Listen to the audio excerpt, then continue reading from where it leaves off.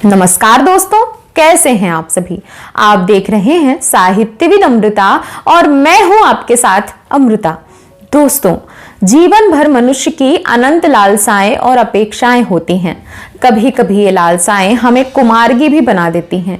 ये हमसे वो करवाती हैं जो हमें दो पल के लिए तो सही लगता है, पर हमारे प्राकृतिक स्वरूप को नष्ट कर देता है। इसी संदर्भ में मुंशी प्रेमचंद जी की एक कहानी है, कौशल। पंडित बलराम शास्त्री की धर्मपत्नी माया को बहुत दिनों से एक हार की लालसा थी। वह सैकड़ों ही बार पंडित जी से उसके लिए आग्रह कर चुकी थी, किंतु पंडित जी हीला हवाली करते रहते थे। यह तो साफ साफ ना कहते थे कि मेरे पास रुपए नहीं हैं।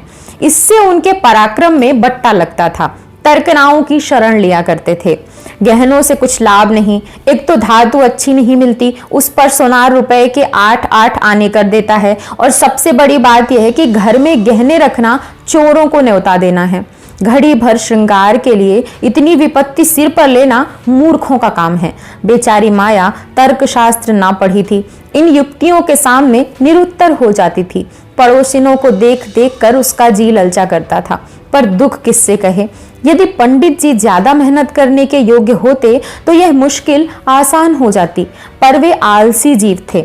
अधिकांश समय भोजन और विश्राम में व्यतीत किया करते थे। पत्नी जी की कटुक्तियां सुननी मंजूर थीं, लेकिन निद्रा की मात्रा में कमी न कर सकते थे।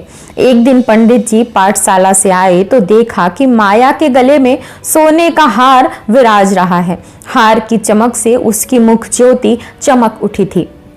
उन्होंने उसे कभी इतनी सुंदर न समझा था।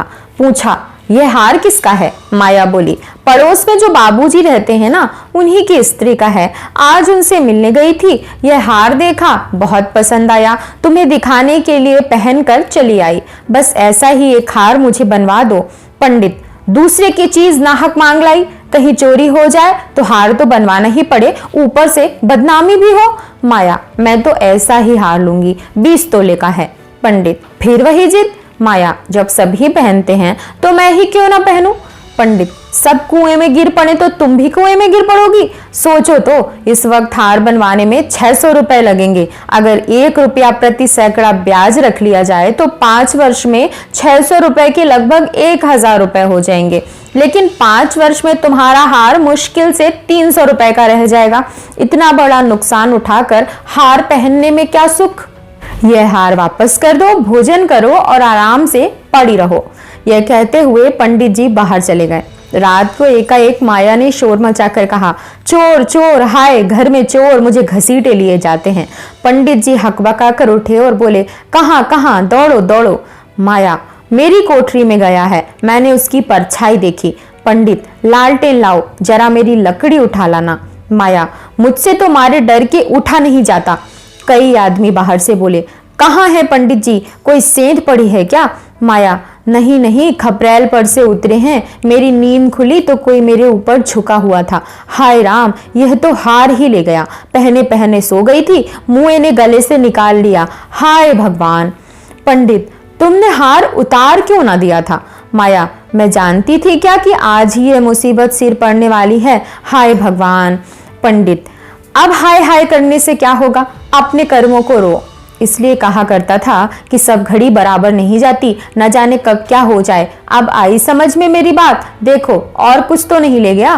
पड़ोसी लालटेन लिए आ पहुंचे। घर में कोना कोना देखा, करियां देखी, छत पर चढ़कर देखा, अगवाड़े पिछवाड़े देखा, शौच गृह में झांका, कहीं चोर का पता न था। एक पड़ोसी, किसी जानकार आदमी का काम है। दूसरा पड़ोसी, बिना घर के भेदिए कि कभी चोरी नहीं होती है, और कुछ तो नहीं ले गया?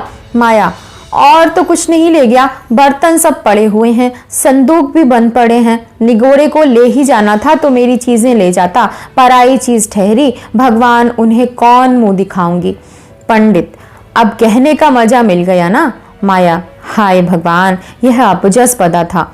पंडित, कितना समझा के हार गया, तुम ना मानी ना मानी, बात की बात में 600 रुपए निकल गए। अब देखो भगवान कैसे लाज रखते हैं। माया, अब आगे मेरे घर में एक एक तिनका चुनकर ले जाते तो मुझे इतना दुख ना होता। अभी बेचारी ने नया ही बनवाया था। पंडित, खूब मालूम है, 20 तोले का था। माया, 20 ही तोले को तो कहती थी, पंडित, बधिया बैठ गई और क्या। माया, कह दूंगी घर में चोरी हो गई, क्या लेंगी, अब उनके लिए कोई चोरी करने थोड़ी ही जाएगा। पंडित, तुम्हारे घर से चीज गई है तो तुम्हें देनी पड़ेगी, उन्हें इससे क्या प्रयोजन कि चोर ले गया है या तुमने उठाकर रख लिया है, पति आएंगे ही नहीं। माया, तो इतने रुपए कहाँ से आएंगे। पंडित, कहीं ना कहीं से तो आएंगे ही, नहीं तो लाज कैसे रहेगी, मगर की तुमने बड़ी भूल। माया, भगवान से मंगनी की चीज भी ना देखी गई, मुझे काल ने ही घेरा था, नहीं तो घड़ी भर गले में डाल लेने से ऐसा कौन सा बड़ा सुख मिल गया, मैं हूं ही अभागिनी। पंडित, अब पछताने और अपने को कोसने से क्या फायदा, चुप होके बैठो, पड़ोसिन से कह देना घबराओ नहीं, तुम्हारी चीज जब तक ना लौटा देंगे तब तक हमें चैन ना आएगा।